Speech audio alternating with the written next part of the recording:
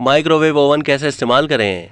Electric से चलने वाली ये छोटी मशीन आज हर घर की ज़रूरत बन गई है। मशीनों की इजाज़त से जहां वक्त की बचत हो रही है, वहीं ये मशीनें इंसानों, बिलखुसूस ख़वातीन को सुस्त बना रही हैं। ख़वातीन पहले हाथ से कपड़े धोती थीं, अब वॉशिंग मशीनों का इस्तेमाल आम हो गया है। पहले ओखली में हरा मसाला या दीगर मसाले कूटे जाते थे, मगर अब उनकी जगह ग्राइंडर ने ले ली है। अब खाना गर्म करने के लिए चूल्हा जलाने के बजाय माइक्रोवेव ओवन आ गया है, जो आज हर घर के किचन की जीनत बन गया है। बसत शौक इस मशीन को घर लाया जाता है, मगर ख़वातीन की बड़ी तादाद इसके तरीका इस्तेमाल से वाकिफ नहीं रहती।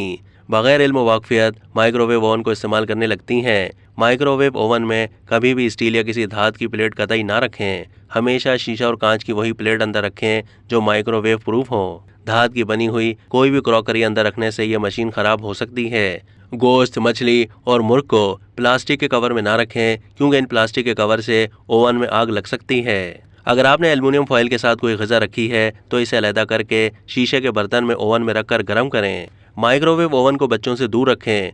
माइक्रोवेव ओवन की सफाई भी एक अहम मसला है। उमूमन सालन की छींटों के दाग माइक्रोवेव की दीवारों पर लग जाते हैं। अगर उन्हें नज़रअंदाज कर दिया जाए तो ये धब्बे गहरे हो जाते हैं। उन्हें दूर करने के लिए एक शीशे के प्याले में पानी भरकर उसमें एक लीमू निचोड़कर 2 मिनट के लिए माइक्रोवेव ओवन में रख दें।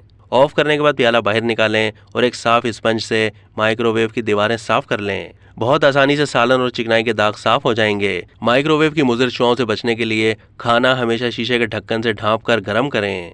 अब तक के लिए इतना ही। मज़ीद मालूमात के लिए डेली जंग के यूट्यूब चैनल को सब्सक्राइब कीजिए।